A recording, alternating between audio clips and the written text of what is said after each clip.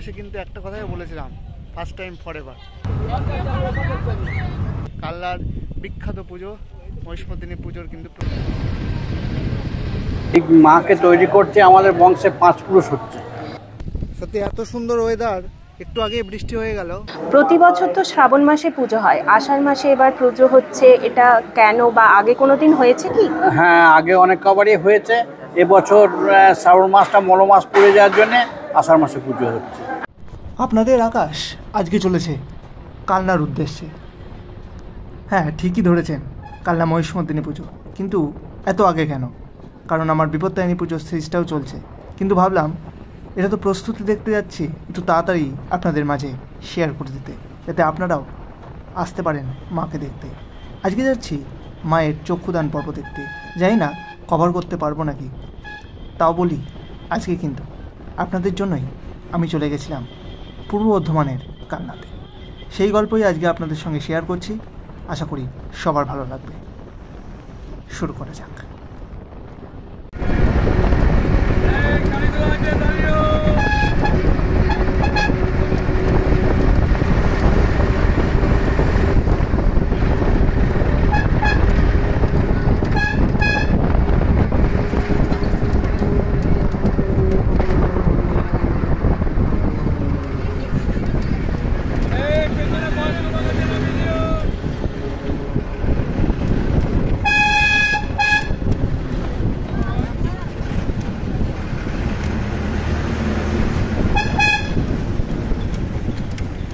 বাঙালির 12 মাসে 13 পার্বণ, তেমনই আমি কিন্তু আজকে চলে এসেছি পূর্ব বর্ধমানের কালনাতে। ঠিক যেমন একটা বছর আগে এসেছিলাম, আর তখন এসে কিন্তু একটা কথাই বলেছিলাম, ফার্স্ট টাইম ফরএভার। তার এবারও ব্যতিক্রম হয়নি।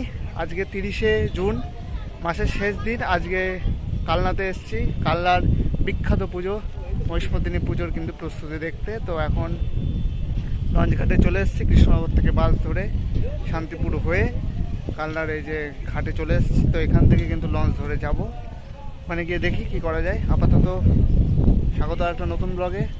গুড মর্নিং, শুভ সকাল। চলো শুরু করা যাক। এই হলো কালনাঘাট।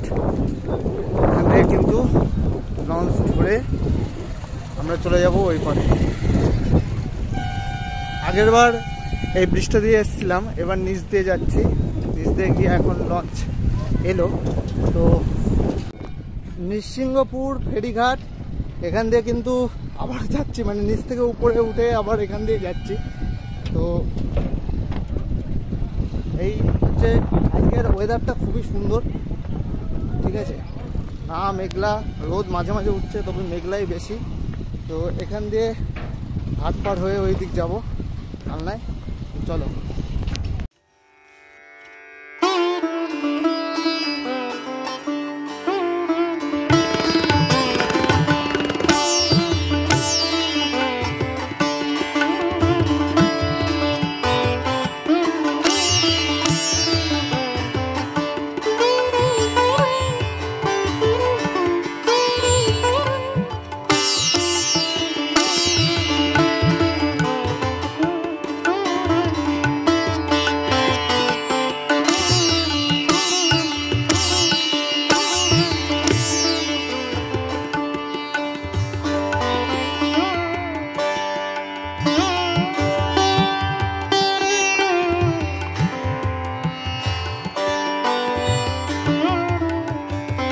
কালনা ফেরিঘাটে কিন্তু আমি নেমে গেলাম। এখান থেকে এবার আগেরবার যেভাবে গেছি সেভাবেই যাব, মানে হেঁটেই যাব।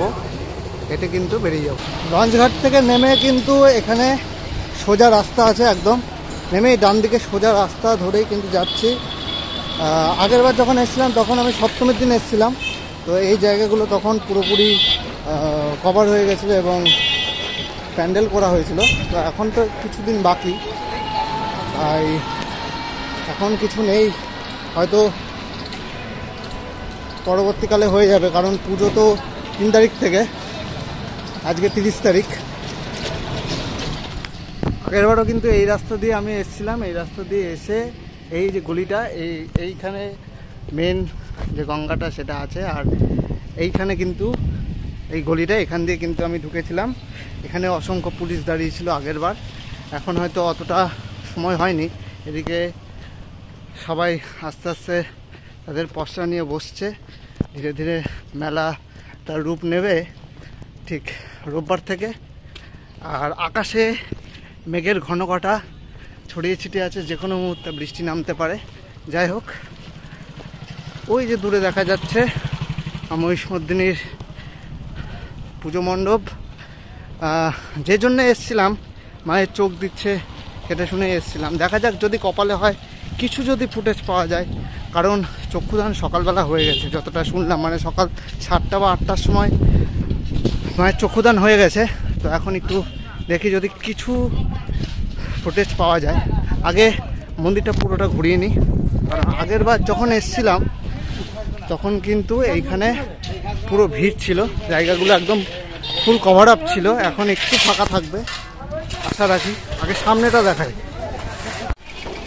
এই হচ্ছে মেন যে মহিষমর্দিনী মা তার ধর্মশালা।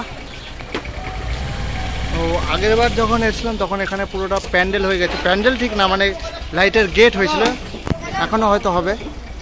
তো দেখি এবার একটুখানি নেমে দেখবো ভিতরটা কীরকম সাজানো হয়েছে। এ হচ্ছে কালনা রোড, আর এটা হচ্ছে ধর্মশালা। আমার মনে হচ্ছে এটা গেট, এটা যেটা হচ্ছে স্ট্রাকচারটা লাইটের গেটই হচ্ছে যত সম্ভব।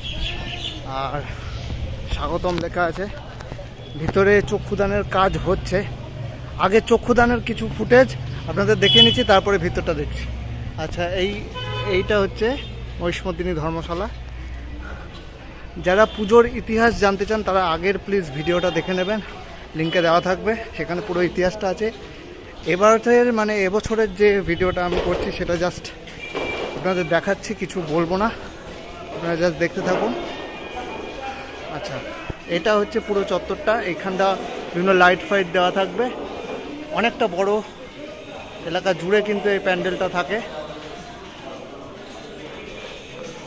চলুন আমরা ভিতরে এবার একটু দেখি কি করছে।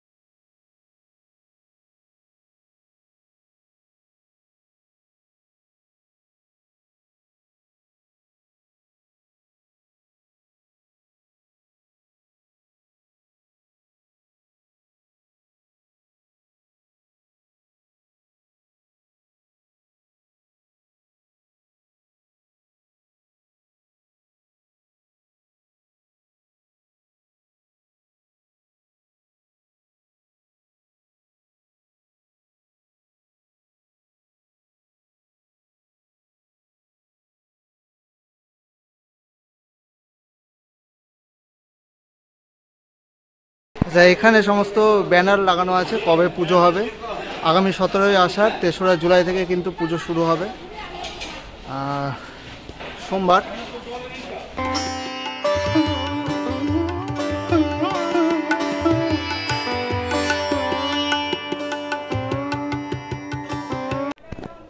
হচ্ছে পুরোটা চত্বর। এখন তো মোটামুটি ফাঁকা আছে, কারণ পুজোর সময় এই চত্বরটা পুরো ভরে যাবে। আর এদিকে মায়ের চক্ষুদান মোটামুটি কমপ্লিট, যেটুকু পারলাম প্রথমে তো দেখালাম।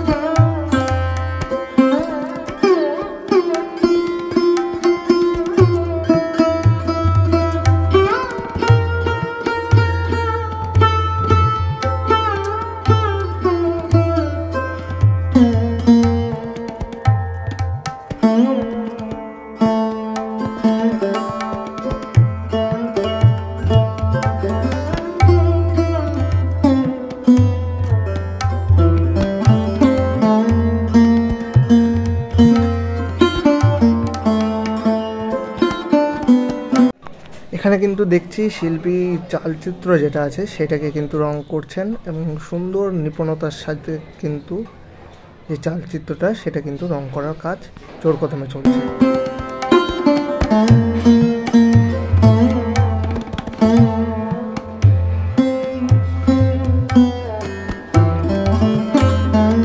এখানে যেটা দেখছি সিংহেতে কিন্তু অ্যারারুট মাখানো হচ্ছে যাতে চকচক করবে।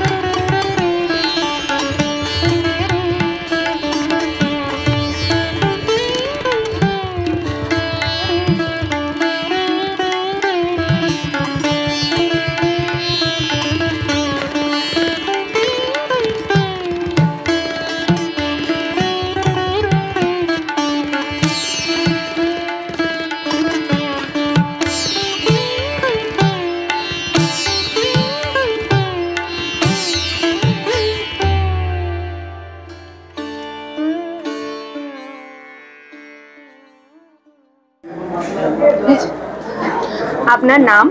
আমার নাম স্বপন চন্দ্র পাল। বংশ পরম্পরায় কত বছর ধরে এই পুজো মানে পুজোর কাজ করছেন? হ্যাঁ, আমাদের এই মাকে তৈরি করছে আমাদের বংশে 5 পুরুষ হচ্ছে। আপনি কত বছর ধরে প্রতিমা করার কাজ করছেন? আমি নিজে হাতে আমার জীবনে 42 বছর আমি নিজে মা তৈরি করছি।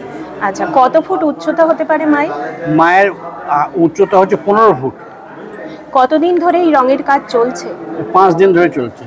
আচ্ছা, প্রতি বছর তো শ্রাবণ মাসে পুজো হয়, আষাঢ় মাসে এবার পুজো হচ্ছে, এটা কেন বা আগে কোনোদিন হয়েছে কি?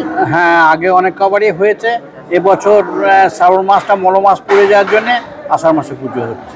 আচ্ছা, আপনি কি একাই প্রতিমা করার কাজ করেন? না, আমি তো একা করি, এবং আমি তো এত বড় ঠাকুর আমার একা দেওয়া সম্ভব নয়, আমার সঙ্গে আরো হেল্পার দরকার, যার জন্য আমার ছেলেও থাকে, আরও একটা কারিগর থাকে।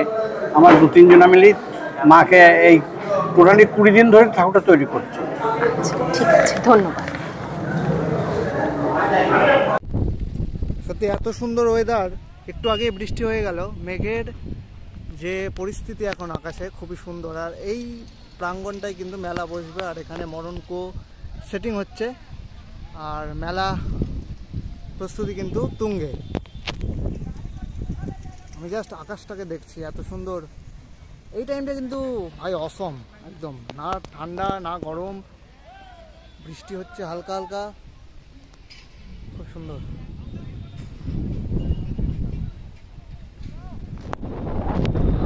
হাওয়াটা হেভি।